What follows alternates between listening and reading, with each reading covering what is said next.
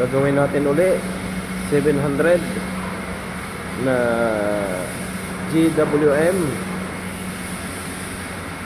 Ayan, GWM again. Tatanggalin uli natin yung handle at saka yung mirror. Ngayon, pati yung sa likod tatanggalin din natin. Ayan yung handle sa likod. Ayun, BMW. Let's go.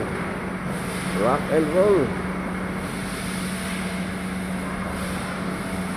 For today's video, magtatanggal tayo ng pauli ko na naman ng handle at saka yung dog brake ng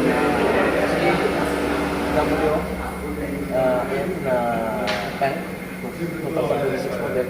So una, tatanggalin natin cover dito. So tanggalin natin. So may isang tornilyo dito sa loob. So silipin natin dito sa baba. So tanggalin mo rin itong cover dito. So may G's dyan. So iti-twist mo lang yan sa position niya. So gamit ka lang ng 10. Gamit ka ng 10. So naka-position na yung pinaka-guide niya. So pwede na natin itong ginahin. So balik na naman itong kilo lang. Isa sa taas at saka isa sa baba. So itong sa baba hindi naman natin tatanggalin ito. I-twist lang natin yan para matanggal natin yung door frame. Gamit ka lang ng pang dito. Kasi may katigasan to.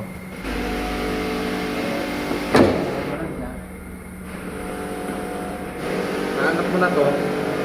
Tulungan ko mo rin sa tornilyo dito. So, may isang tornilyo. So, madali mo na siyang hilahin.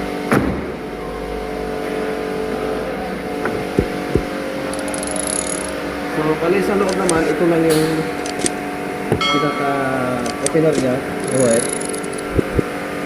Saka yung wire dito sa gilid.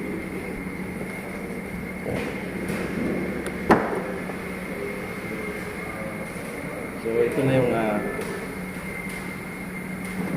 loob. So sunod ito, tatanggalin natin ito.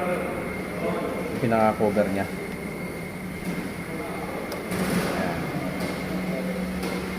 Gamit ka lang ng blade.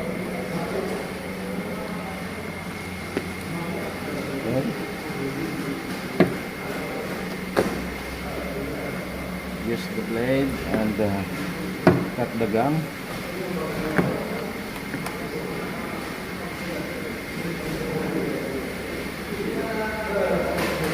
So ipakita ko sa inyo yung kagaya rin sa Toyota to. Yung pinaka-loob niya. So nakikita mo itong kulay yellow. So ipipress mo lang siya para ma-release yung lock. Ayan, na-twist mo siya. Ayan. Tapos may isang wire dito para doon sa handle. So ang gawin mo,